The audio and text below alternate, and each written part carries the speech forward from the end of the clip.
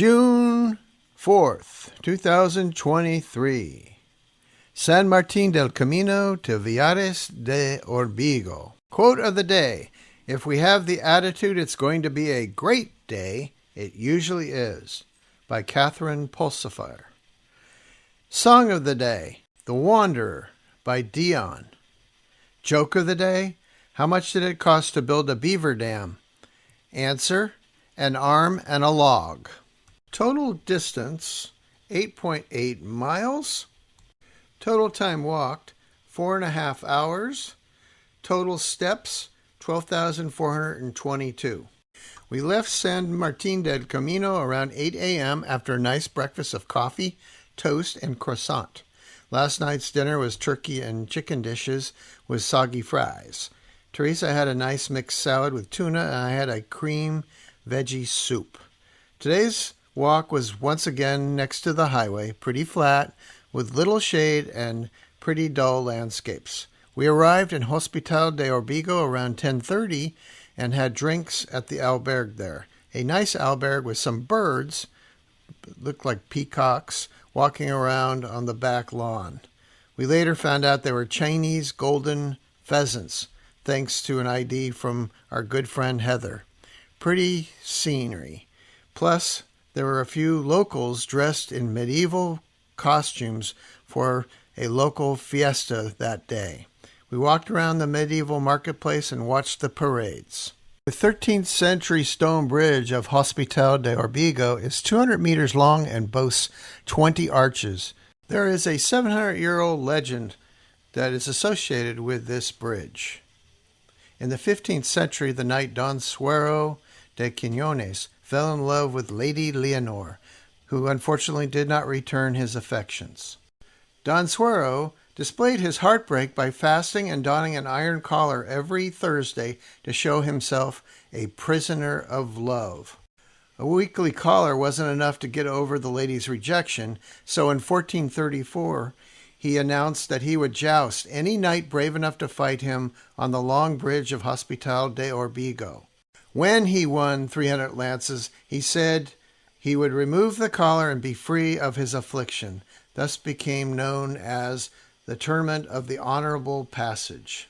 But Don Suero didn't really intend to fight all 300 jousts himself.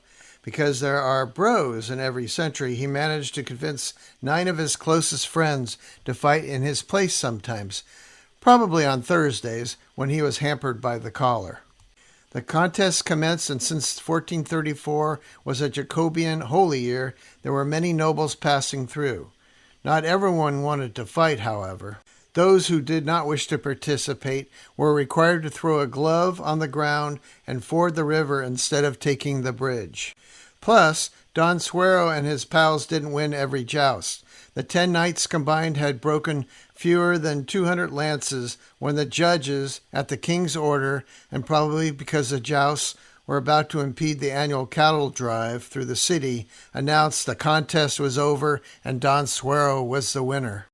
They ceremoniously removed the knight's collar and sent him far, far away, on a pilgrimage to Santiago, of course. As an aside, 10 meters or more or less on the right as you cross the bridge is a column, and etched into the stone are the names of the 10 knights.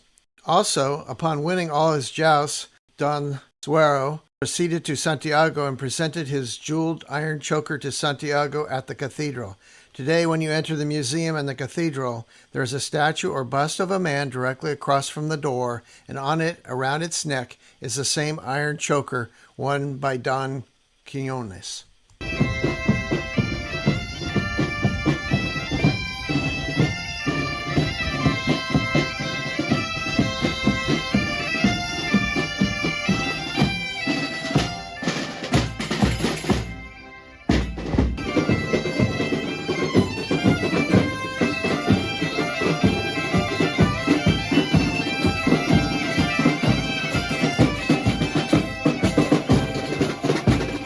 One more noteworthy note: 81 years later, a book was written by an author inspired by the real-life feats of Don Quiñones.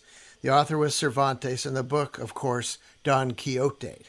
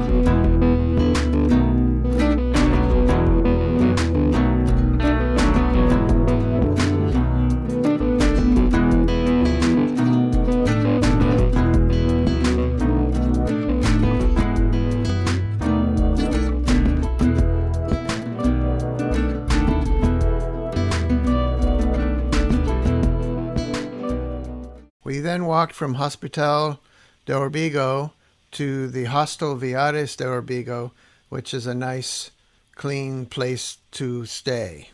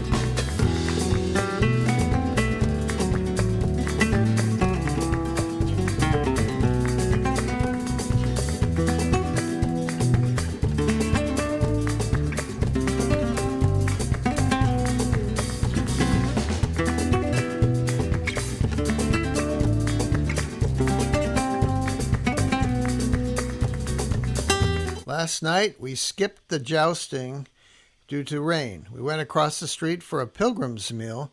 We both had spaghetti for our first course and veal steak for the main course. The spaghetti was good. The veal was too much and too chewy.